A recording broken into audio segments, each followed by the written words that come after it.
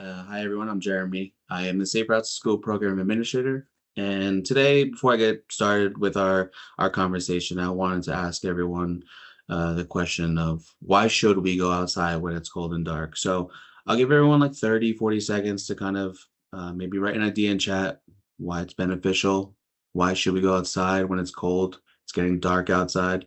So if you just add something to the chat, maybe one or two things, that would be great. And then we'll have a discussion.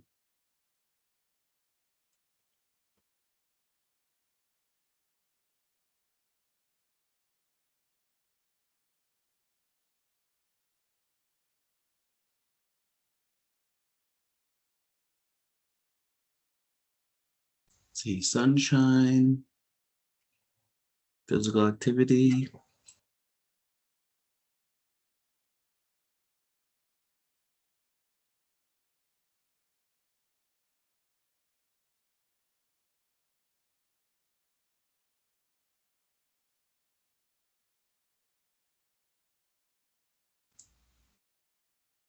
Snowball fights, that's I good. know. I Like, love be that. careful when you're walking by Michael.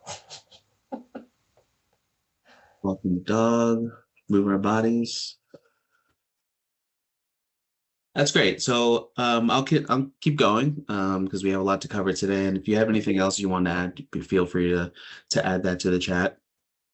We have a few things that a few benefits that it's great to go outside when you walk and bike. So we'll talk a little about each one, and we'll see if there's anything else that we can add in the chat. That's great. We did not think about snowball fights.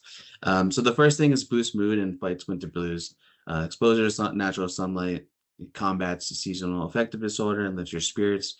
I know somebody's mentioned in chat. We are so lucky to live in a city. We're exposed to so much sun throughout the year.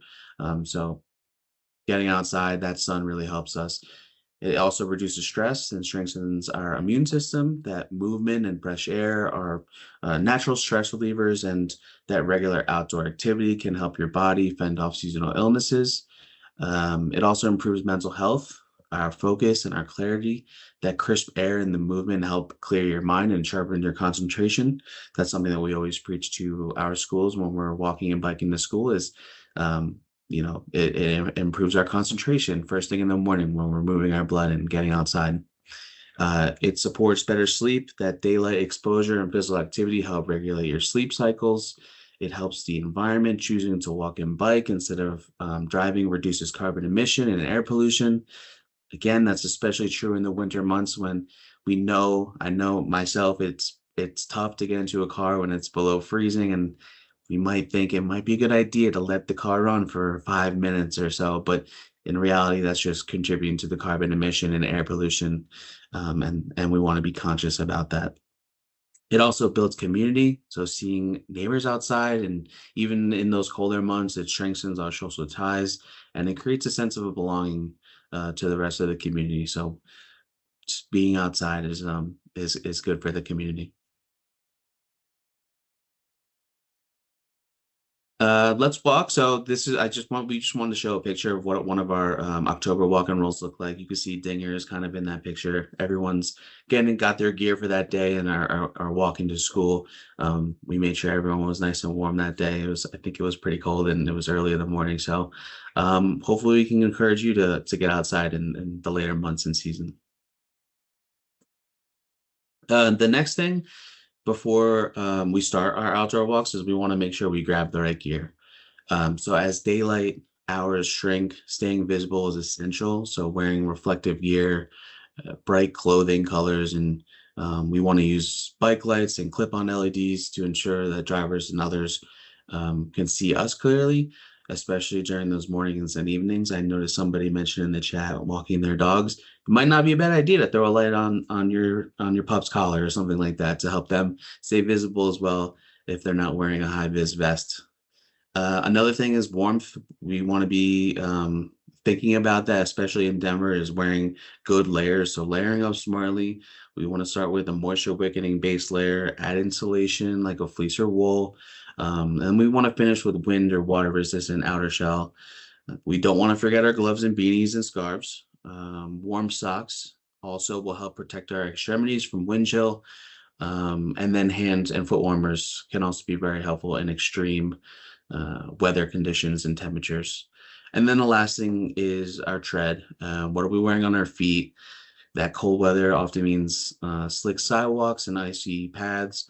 So we want to make sure we're choosing shoes and boots with good traction, or even if you had something that can slip on to your shoe as an extra pair of traction, um, that could be also very helpful in conditions if they're extreme. And I think I'm going to pass it on to Priscilla for the next few slides. Yeah. So a few tricks to staying safe while walking. Jeremy already talked about all the things you need to be visible. And what sometimes I forget about is that I need to make sure that I can see. So a lot of times I have a bunch of lights on me and my dog. One time we got stopped and asked if we were part of a glow run, which is hilarious because I have a little Frenchie who can't breathe. So there's no way.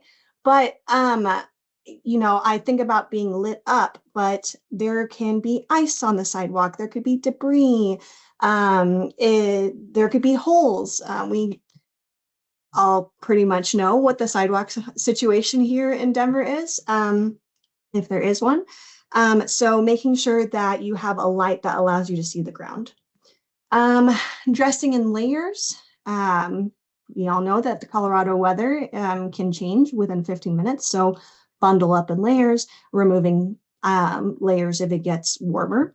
But at least you have the layers that you need if it were to get colder or rainy or snowy. Avoid distractions. I do this all the time too when I go on my walks. And I've been trying to be better about not listening to music or not being on my phone, because these distractions, even as a pedestrian, means that you can't hear if a car is coming, if a cyclist is coming, or other pedestrians, runners are on your path. So making sure to keep your phones put away and trying to take as many walks without headphones in so you can hear. Be predictable. This is just letting others know exactly what you're going to do. Don't try to beat the light. Don't try to beat a car. Don't try to beat the bus or run for the bus if it's unsafe. There have been fatalities before with people trying to catch the bus and the bus driver can't see them because they're in their blind spot. It's ended up being pretty bad. So you'll never be able as a pedestrian to beat the car or beat the bus. So just take it easy. I know that's a hard one for me because I am chronically late. And so I'm like, if I just run, I can catch the bus. But I just got to be okay with the fact that I didn't leave early enough and I'm going to have to wait for the next one. And my friends are going to be mad at me. When there's snow and ice on the ground, it's a good thing to remember to walk like a penguin. So the penguins waddle and they go slow. And that's just an easy way to kind of traverse any path that has snow or ice. And penguins, if they do fall, they have plenty of padding. So again, dress in those layers. Layers are good. And then the next slide, keeping it safe for other ghouls and goblins. So unless you live in an apartment or condo, it's the responsibility of the person living in the house or the townhome to shovel the sidewalk and clear it of any debris. So as a person who takes a bus a lot, winters are met with a lot of frustration because sidewalks don't get cleared. The trip to the bus stop is really sketchy. I get to the bus stop, it's covered in snow. So it's can lead to very frustrating mornings even. Just remember there are kids walking to school. There's elderly people walking. There are people with mobility devices. Let's keep them safe and encourage them to go outside and gain the same benefits that you gain when you go outside. Be a spot for emergencies. So when we teach our kids to walk, bike, and roll. We teach them to identify places along their route where they can go for help in case of an emergency. So be that person. A few weeks ago, I heard a kid crying outside on my street. He had fallen off his scooter. He was bleeding. So I ran outside and helped him get home. So be that safe spot. Try to be a neighbor that, steps in when they hear or see something going on. And then connect with your neighbors, go on neighborhood walks, start a neighborhood block party, get to know your neighbors. We're safer when we know who lives on our street and how we can help each other, especially when the cold and the dark keeps us inside. We want to be that person who's encouraging more connection. All right, this is my section. So we talked about walking as a way to get outdoors. Biking is also a great way to get outdoors and be more active. It's also great for your commute, but obviously with these shorter days coming up, we want you to be mindful about the dark and everything. So Sam, if you want to hit the next one. So similar health benefits to walking, right? You're getting sunshine on your face, you're getting outdoors. I don't know, show of hands, I'm definitely not a confident bike rider, but I find that if I use it as part of my commute, not only am I saving time because then I don't have to go to the gym later or find another time to do something else, but it's also such a mental release after work and before work to get you prepared for your day. A lot of people use the excuse that, oh, it's bad weather during the winter. Well, I looked it up and our average number of days with actual snow on the ground, so this is an inch or more, are only 17. So if you do the math, most of those are going to happen on the weekend anyway, as luck usually has it. But we are so lucky to live in a state with not so severe winters. So I will say, sometimes it can be a pain when the snow plows move through and push the snow into the bike lane. But a lot of times that actually gets taken care of on busier bike lanes. And obviously the snow melts with our sunshine. And like Priscilla was talking about, slowing down helps you connect with your community. So you're more likely to look at people, to smile, and obviously you see different things, and you're more aware when you slow down. So that's a big benefit for me because I love architecture and nature, and I'm a bird watcher. So when I'm on my bike, I have more of an opportunity to see those things and appreciate them. So gear, here's some of the gear that we recommend. Obviously a bike helmet, but as anyone who's ridden their bike in 50-degree or colder weather knows, as soon as you start riding, the temperature feels 10 degrees colder. So be aware that there are holes in your helmet. So what we recommend is wear a beanie underneath your helmet, and then you'll obviously have to adjust your helmet to fit your head with the hat on. Light up. Don't be afraid to look like a float in a parade. Light up, wear your reflective gear. We love those reflective. We have some slap bracelets in our office that you can put around your pant cuff. Gloves, obviously. Sometimes you'll see people with those big old oven mitts that are attached to their handlebars. Those are super helpful. Warm socks, because if you're like me and you wear short socks with your tennis shoes, you're going to find out pretty quickly how cold your ankles can get. And then we always recommend carrying a multi-tool. Something to help you remember when you get ready to get on your bike is the ABC quick check. So check that you have air in your tires. Check your brakes, that they're working. Check that your chain is working correctly and it's not stuck or rusted out. And then check your quick release. Another quick check you should do is on your person. Make sure you don't have any loose pant cuffs or untied shoelaces that could get caught in anything. And then for those of us that have the rear storage and you stick things back there, just make sure nothing's hanging down and could get caught in your tire. A Good Samaritan helped me out once. He came over and pulled my long bike chain out of my basket and tied it up because it was just kind of dangling there. So I will. Oh, and I see, yeah, scheme helmet. Like, get creative with your gear, right? Next slide. All right. We recommend, you know, again, light yourself up. So we recommend a white front light, a red rear light. If you come to any of our events, we're usually giving these types of things away. So come and say hello.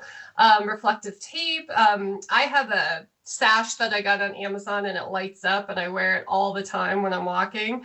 Obviously obey traffic signs and signals, use hand signals, which we really don't see that much anymore, but a lot of e-bikes will have signals on them. So make sure you're using those. Again, that goes back to being predictable. And make eye contact with drivers. I don't know if you guys remember that commercial where it was like a cyclist and they came to a stop with a car, and it's like, make sure you're making eye contact with those drivers, and stay alert. Like Priscilla was saying, when walking, you know, no headphones or distractions. Like, make sure you're paying attention to your immediate environment. Just reminders, bikes and scooters are vehicles and they can take up the full lane on streets. Obviously streets with bike lanes are preferable. Riding on sidewalks is illegal and unsafe. I mean, we all know why, because if there's pedestrians present, it's too hard to negotiate the different speeds. However, there are exceptions. So if any of you have been over by REI, 15th Street, they don't want you going under the underpass, so they reroute you onto the sidewalk. That's a really nice, big, wide 5-foot sidewalk. So just be aware and look for those signs.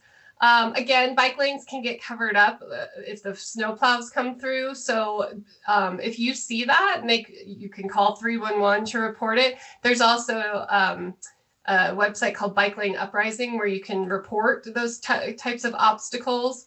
And then just make sure that you know your route options. So again, like, that's part of being prepared. And again, you know, if you're new to bike riding, I know it's really intimidating, and it is fairly dependent on where you live. But finding those options where maybe you're on a bike path away from cars or on a protected bike lane are super helpful.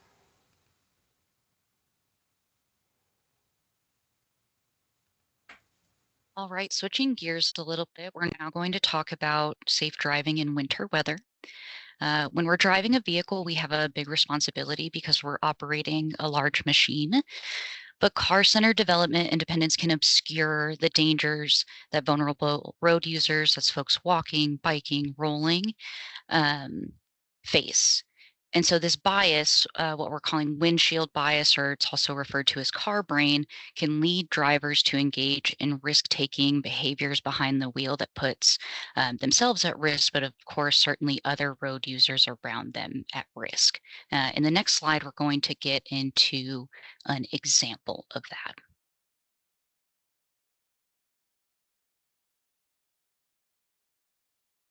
So this is a video from the Colorado Department of Transportation. And Sam, when you're ready, go ahead and play it. How dangerous is it to unwrap a hamburger at 45 miles per hour? Let's find out. Okay, go. Now let's see that again. Grabbing lunch, you just missed 20 cyclists. The driver that hit me while I was riding my bike didn't see me either. Shift into safe. Don't drive distracted. So when we're talking about car brain or windshield bias, we're really talking about this phenomenon where when you get behind the wheel, these risk-taking behaviors that you might otherwise see as unsafe or unacceptable, you might feel a little bit more comfortable doing in the car, but it can actually be quite distracting and dangerous. And keep in mind that speed feels different for different road users. Imagine yourself as one of the cyclists in the video. I personally would be fearful at speeds of 45 miles per hour going past me, especially if it's a large vehicle. But that doesn't even consider the impact of the air pressure, what debris might be on the road or kicked up by the vehicle going by, and other hazards generated by the car. So it's really important that when we get in our vehicles, even though, we're surrounded, we've got these safety mechanisms like seat belts and airbags to protect us. Vulnerable road users outside of the car don't have that. And so it's really important that we keep sharing the road in mind. Yep. Next slide, be mindful of speed and share the road. Driving, oops, hold on. Like speed, weather conditions impact our ability to anticipate and respond to potential hazards. And you can see that the faster you travel, the less time you have to react, the longer it takes you to slow down and come to a stop. So let's turn our attention to the graphic here. Speed is a significant factor in outcomes. So we talk about speed a lot as part of Vision Zero, but in this graphic here, you can see that at higher speeds, our field of vision is reduced, and that's represented by the yellow shading. This is especially important in inclement weather or in low light situations where visibility may be additionally impeded. So you can see at 20 miles per hour, there's a lot that we can see going on in the crosswalk and on the side here. But as we get closer to that 50 mile per hour, there's a lot less that we're able to perceive and potentially respond to. So we mentioned, some speed and weather conditions, and they impact our ability to anticipate and respond to hazards. So this is a standard sedan traveling at 35 miles per hour. When they apply the brakes, the car travels another 3 to 4 seconds. And think about the video that we just watched. So we were looking at, pretty ideal dry conditions. And in 3 to 4 seconds, we passed 20 cyclists. So imagine in worse conditions, worse weather, we see that it actually takes our vehicle significantly more time to come to a stop. At 14 seconds, we are well over the 3 seconds that we just saw in that video. Imagine how many people, cyclists, potential hazards, other cars that we could pass in that time. All right. And of course, we have to mention vehicle size and weight here too. In addition to speed and weather conditions, vehicle size and weight factor into crash outcomes. It's really simple physics. The bigger and heavier your vehicle, the faster it's going, the more force and potential harm you will generate in a crash. Why is that? Well, larger and heavier vehicles have bigger blind spots. Because of the mass that they hold and how fast they might be going, they might take longer to brake. And the same is true of electric vehicles as well, even if they are smaller. Electric vehicles contain heavy batteries. They require more stopping distance than their gas-powered counterparts. And in general, vehicles are just a lot larger than they used to be. In the image here, we have the most popular car from 1978 versus the most popular car from just a couple of years ago. And you can see that there's been a significant increase in the shape and size of those vehicles. All right, we can go on to the next one. One last thing to watch out for as temperatures drop and winter weather approaches, road conditions can become more precarious. So rain, snow, ice, they reduce road traction. They obscure hazards like potholes and make maneuvering a vehicle more difficult. So really important to be attentive to road conditions if you do plan to drive. And we wanted to make a special note about bridges here because of their exposure to cold air from both above and below. Bridges ice before the road. And so you might feel safe on the road, things are looking good, but be extra cautious as you're approaching that bridge because the conditions on there may look different than the surrounding road environment. And then just some general safety reminders that are really good in any weather, but especially important in winter weather, because winter weather can sometimes lead to unexpected emergencies. So prepare in advance for these situations. You can ensure that you're ready and equipped if and when an issue arises. And if you drive, now is a good time to check your safety systems. Check that tire pressure. How's the battery power looking? Take a another look at those things before you hit the road. And also stay informed by reviewing the weather forecast and road conditions before you head out. If the conditions are harsh, think about delaying your trip or choosing another method of transportation. The public bus is one of the safest and most cost-effective ways to travel. So take advantage of the RTD EcoPass. Maybe swap out one of your commutes. Give it a try. See how it goes. It's good to get a different perspective in traveling too. But if you must drive, avoid sudden or quick movements, as these can cause skidding or loss of control, especially on slippery roads. So instead, make smooth, gradual changes in your speed if you are operating a vehicle. And maintain a safe following distance to accommodate that increased stopping time that we saw. By allowing that extra space between you and your vehicle and the one in front of you, you reduce the risk of crash and you give yourself ample time to react to unexpected situations such as sudden stops or obstacles in the roadway. And then I do want to note that while we've been talking a little bit here about, driving safety, even if you use a personal vehicle as your primary mode of transportation, at some point in the day, you are a pedestrian, even if that is just getting to and from your vehicle. So keep in mind sharing the road. Think about what we've talked about today with windshield or car bias. You might feel really safe in your car, but remember who you're sharing the road with and look around you as you drive. One other thing I want to get into is all drivers should be prepared with an emergency kit. So if we want to add to the chat, what are some things that you might put in your emergency kit? What are some essentials that you have to keep your car stocked and ready for the winter?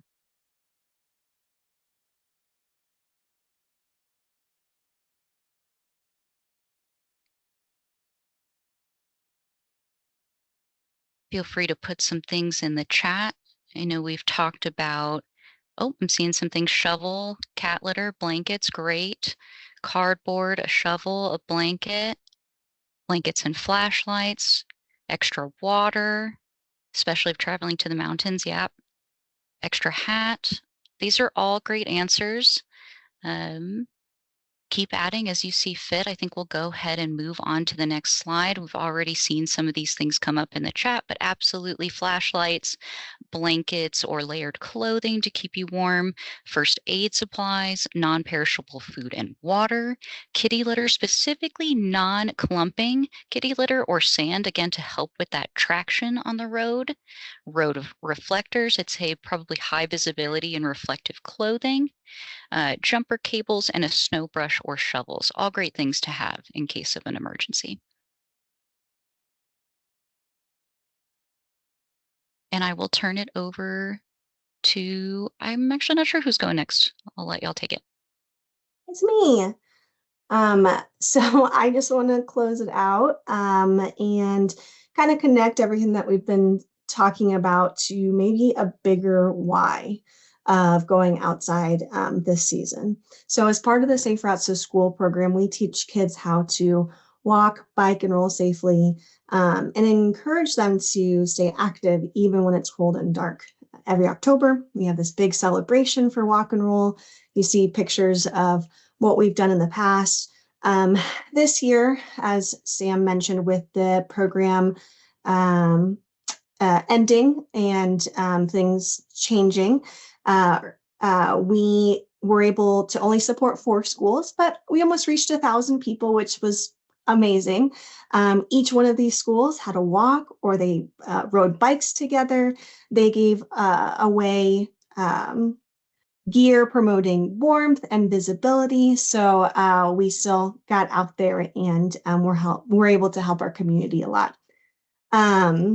It's a great time. It's a fun time. Dinger walks the kids to school. It's awesome.